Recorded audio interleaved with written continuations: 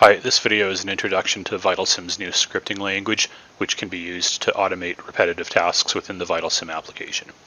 So here on the left, I've opened up a project. This project, if you are interested in the details, you can see the external logic switch tutorial. So basically we've got a switch configured with some logic to drive it using these two buttons. This button will drive it to normal position, and this button will drive it to reverse position. So we can see it's starting in reverse right now. If we hold this for 3 seconds, we should see it move to normal position. So let's just confirm that. 1, 1000, 2, 1000, 3, 1000. So now it's in normal position. And now we can hold that. And we see it returns to unknown state if we briefly press the reverse motor without holding it for 3 seconds. So now it's back to being in an unknown state. Okay, so that was a manual test to confirm that it was working as expected, but what if we want to do that repeatedly? So we have the scripting automation for that. Let's import a script.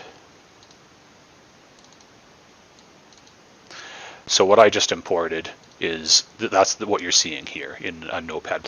So this is a scripting language which is exclusive to the VitalSim application. It can be edited in any text editor like Notepad++. It's a fairly simple language, so there's basically just 3 types of commands right now. You can assert something, you can set, or you can wait. So the syntax here is assert, and then the full name of the tag, and then the value. So this is controller, and this is the tag name. So we have a tag called normal in the controller switch. So one thing you'll notice here is the text here is case independent. So for example, we can write it this way. We could also write it that way. You'd have the same result either way. In general, VitalSim's interpretation of all tag names is case independent. Okay, so you can look at the contents of the script here. You can edit it. Basically, it's just a sequence of setting a tag, checking tag values, and waiting for some amount of time. So let's execute that script. So that is the run button down here.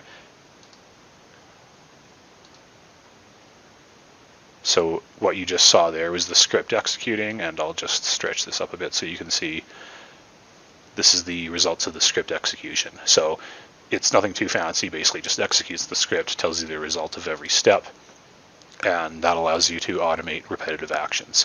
So hopefully that was helpful, and please leave a comment if you have any questions. Thank you.